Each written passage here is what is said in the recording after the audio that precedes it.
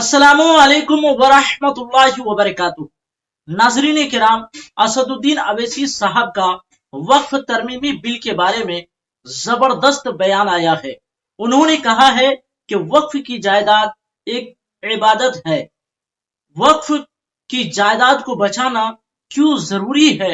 आप लोग पहले असदुद्दीन अवैसी साहब के इस बयान को सुने, उसके बाद फिर मैं आप लोगों को कुछ बातें बताऊंगा। हमको इस मुल्क की शरीयत खत्म करने का कानून बनाया, अब तुम हमको हमारे वजूद को मिटाना चाहते हो। खुदा की कसम अपने वजूद को मिटने नहीं देंगे इंशाअल्लाह। तुम हमसे छीनना चाह रहे हो। तुम्हारा दिल नहीं भरा 6 दिसंबर से, तुम्हारा दिल नहीं भरा दिल्ली की सड़कों पर हमारे खून की होली खेलने से, तुम्हारा दिल नहीं भरा हमारे बच्चों का इनकाउंटर करने से, तुम्हारा दिल नहीं भरा बुलडोजरों से हमारे घरों को तोड़ने से, तुम्हारा दिल नहीं भरा हमारे बच्चों के सरों से हिजाब खींचने से।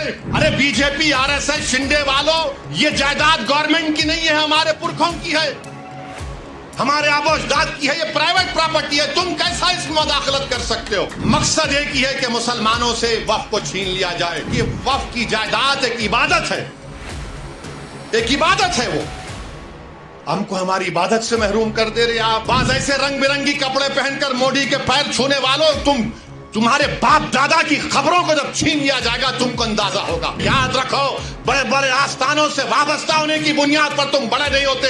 अल्लाह का खौफ और उसके हबीब से मोहब्बत तुमको बड़ा बनाती। मजाक कर बोले नहीं, ऐसा नहीं है। अरे तुम्हारे बाप का है ये वक्फ, तुम्हारे बाप का वक्फ है ये अल्लाह के नाम पर किया गया वक्फ है, इसका मालिक अल्लाह है। याद रखो मुसलमानों, हमने एक मस्जिद को खो दिया, तुम और कितनी मस्जिदों को खोने के लिए तैयार? एक मस्जिद को हमने खो दिया। याद रखो, अगर ये खुदा ना खास्ता कानून बनेगा तो सिर्फ काशी मथुरा नहीं, कोई मस्जिद नहीं बचेगी भारत में, जो झगड़े शुरू हो जाएंगे। अगर आप देखेंगे तो हर तरीके से, हर जाविये से आप देख रहे हैं कि जायदाद को मुसलमानों से छीन लिया जाए। अच्छा, जितने मुतवल्ली हैं सेक्शन 61 में, अगर कलेक्टर मुतवल्ली साहब को लगे मुतवल्ली ये दरगाह और मस्जिद को बोल दो एक तुम्हारी नहीं है, लिख कर दो जल्दी। अब मुतवल्ली साहब अगर दरगाह और मस्जिद को लिख कर नहीं दिए कि मस्जिद और दरगाह नहीं है, तो कलेक्टर उनको 6 महीने की सजा दे सकता है और 20,000 जुर्माना उन पर लगा सकता है। अब आप बताइए वक्फ कहां बच रहा है इसमें? अरे बीजेपी आरएसएस शिंदे वालों, ये जायदाद गवर्नमेंट की नहीं है, हमारे पुरखों की है, हमारे आबो अजदाद की है। ये प्राइवेट प्रॉपर्टी है, तुम कैसा इसमें मुदाखलत कर सकते हो? मकसद एक ही है कि मुसलमानों से वक्फ को छीन लिया जाए।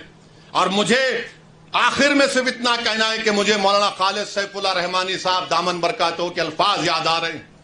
उन्होंने कहा कि वक्फ की जायदाद एक इबादत है, एक इबादत है। वो हमको हमारी इबादत से महरूम कर दे रहे आप। दरगाह सलीम चिश्ती है, बाज ऐसे रंग बिरंगी कपड़े पहनकर मोदी के पैर छूने वालों, तुम्हारे बाप दादा की खबरों को जब छीन लिया जाएगा तुमको अंदाजा होगा।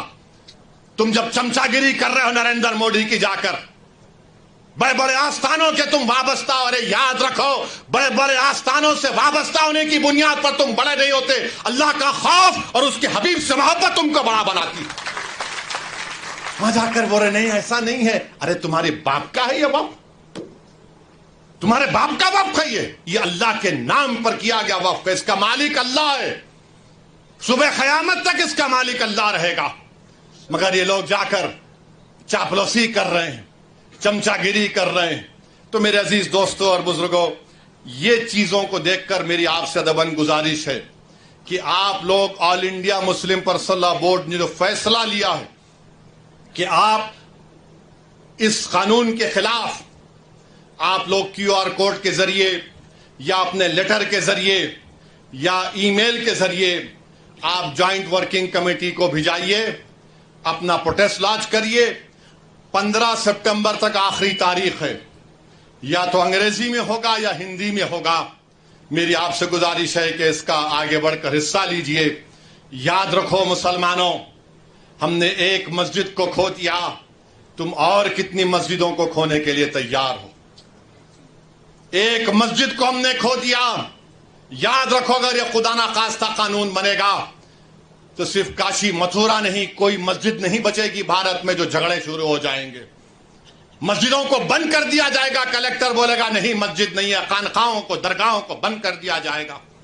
इस तरह का गंदा कानून नरेंद्र मोदी बना रहे हैं। और अजीत पवार का मैंने एक इंटरव्यू पढ़ा अखबार में, उन्होंने कहा कि हम महाराष्ट्र के विकास के लिए मोदी का साथ दे रहे हैं, सेकुलरिज्म पर हम कॉम्प्रोमाइज नहीं करे। तो अजीत पवार, अगर सेकुलरिज्म तुम में जिंदा है तो तुम खुलकर इसकी मुखालिफत करो, बोलो तुम जाकर मोदी को यह कानून गलत है। जो छत्रपति शिवाजी को मानने वाले हैं, क्या तुम भूल गए कि छत्रपति शिवाजी ने रत्नागिरी में उस दरगाह को 652 एकड़ जमीन दी थी? ये कौन सी तुम्हारी मोहब्बत है?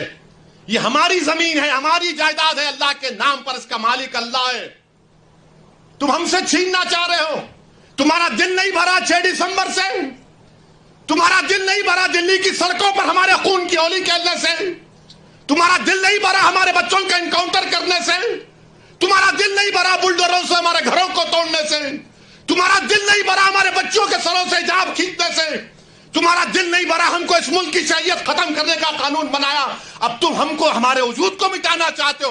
खुदा की कसम अपने वजूद को मिटने नहीं देंगे इंशाअल्लाह ताला। नाजरीन किराम, आप लोगों ने सुन लिया कि असदुद्दीन अवैसी साहब ने वक्फ तरमीमी बिल के बारे में क्या कहा।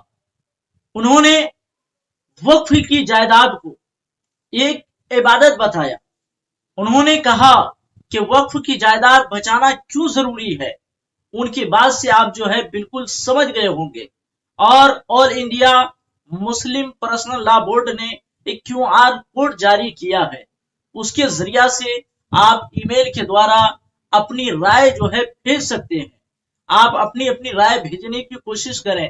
तकरीबन हमारे देश में 20 से 30 करोड़ के मुसलमान हैं, और इन मुसलमानों में से अगर आधा मुसलमान भी अगर इस बिल की जो है रद्द में अपनी अपनी राय अगर भेज देंगे तो इंशाअल्लाह तबारक व तआला हम इस बिल को जो है जीत जाएंगे।